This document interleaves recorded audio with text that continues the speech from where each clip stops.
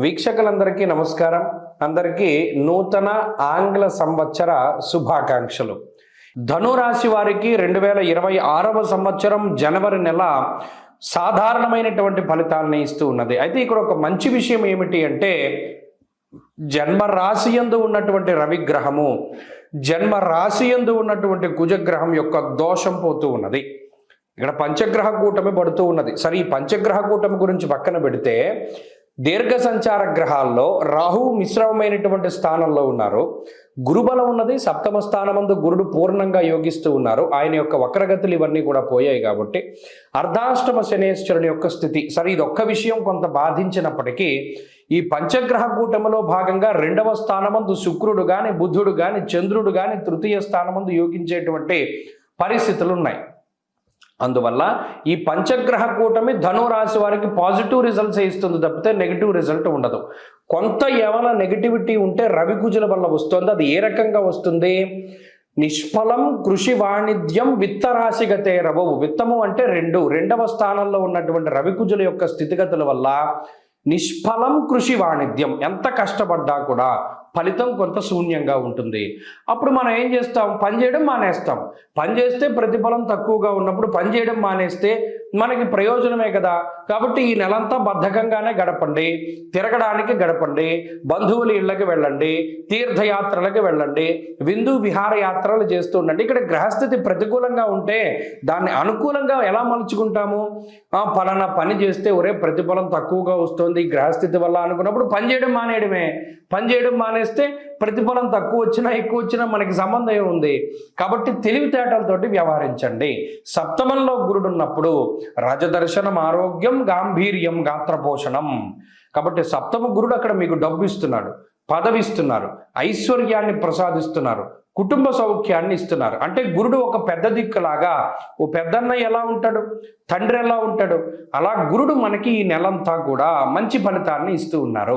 కాబట్టి ఈ నెలలో పని చేయకపోయినా పెద్ద ప్రమాదం ఏమీ లేదు, చేసినా ఉపయోగం లేదు. ఈ విషయాన్ని దృష్టిలో పెట్టుకుంటే జనవరి నెలని అత్యద్భుతంగా దాటేసినట్టే. చాలా మంది పెట్టుకుంటూ ఉంటారు, successfully wasted first year of new year అని, first month of new year అని చెప్పి పెట్టుకుంటూ ఉంటారు. అంటే కొత్త సంవత్సరంలో ఒక నెల వృధాగా పోగొట్టేశాము. అలా భావించవద్దు. ఒక్కొక్కసారి వృధాగా పోవడమే చాలా మంచిది. దాన్ని మనం తీసుకుంటేనే వచ్చేటువంటి ఇబ్బందులు ఎక్కువగా ఉంటాయి. వదిలిపెట్టడంలో ఒక్కొక్కసారి ఆంతర్యం చాలా దాగి ఉంటుంది. కాబట్టి ఈ నెలను వదిలిపెట్టేయడమే మంచిది. 15వ తారీఖు దాటాక మాత్రం కొంత ఫలితాలు పాజిటివ్గా ఉన్నాయి. ఈ నెలలో మరీ ముఖ్యంగా ధనురాశి వారి యొక్క స్థితిగతులు కొంత మార్పు చెందుతూ ఉన్నాయి. ఆలోచన ధోరణిలో మార్పు వస్తుంది, ఆచరణ ధోరణిలో మార్పు వస్తుంది. ఈ రకమైనటువంటి ఫలితాలను మనం ఆశించవచ్చును. అలాగే ప్రత్యేకించి ఈ మాసంలో మరిన్ని శుభ ఫలితాలు పొందడానికి, ఏదైనా ఒక మంచి చేయడానికి అసలు మనం ఏం చేయాలంటే, మంచి ఫలితం రావాలి, పాజిటివ్గా ఉండాలి అంటే ధనురాశి వారు ప్రత్యేకించి ఆంజనేయ స్వామి ఆరాధన చేయాలి. ఈ మాసంలో పూర్వభాద్ర నక్షత్రం రోజున కానీ, మంగళవారాలు కానీ, శనివారాలు కానీ ఏదో ఒకటి మీరు ప్రామాణికంగా తీసుకుని ఆంజనేయ స్వామికి సంబంధించిన దేవాలయానికి వెళ్ళి అక్కడ ప్రదక్షిణలు చేసి దీపారాధన చేయాలి. ప్రతిరోజు చేయవలసినటువంటిది ఏంటి అంటే, ఆంజనేయ అష్టోత్తర శతనామావళి స్తోత్ర పారాయణ కానీ, ఆంజనేయ స్వామి వారి యొక్క అది హనుమాన్ చాలీసా పారాయణ కానీ ఇవి చేస్తూ ఉండండి. మరిన్ని శుభ ఫలితాలు వస్తాయి ఈ రాశి వారికి. స్వస్తి. ఈ కొత్త సంవత్సరంలో అందరికీ ఆయురారోగ్య ఐశ్వర్యాదులు కలగాలని, పరమేశ్వరుడి యొక్క అనుగ్రహం ఉండాలి అని, అలాగే ఈ సంవత్సరంలో ఏర్పడేటువంటి దేశారిష్ట యోగాలు, దుర్భిక్ష ఉల్కాపాతాలు లేదా మరేతరత్ర దోషాదుల వల్ల ప్రజలు ఏ రకంగానూ ఇబ్బంది పడకూడదు అని చెప్పి మనస్ఫూర్తిగా భగవంతుడిని మరొకసారి ప్రార్థిస్తూ, నూతన సంవత్సరంలో ఈ ఆంగ్ల సంవత్సరంలో మొట్టమొదటి నెల జనవరి నెలలో ఉండేటువంటి గ్రహస్థితిని మనం పరిశీలిద్దాం. ముఖ్యంగా ఈ నెలలోనే పంచగ్రహ కూటమి అనేటువంటిది సంభవించబోతూ ఉన్నది. దానికి సంబంధించినటువంటి ప్రభావాలను సైతం మనం విశ్లేషణ చేసుకుందాం. దానికన్నా ముందు సంక్రాంతి ఎప్పుడు చేసుకోవాలి అనేటువంటి దాని మీద కొంతమందికి సందిగ్ధత ఉన్నది.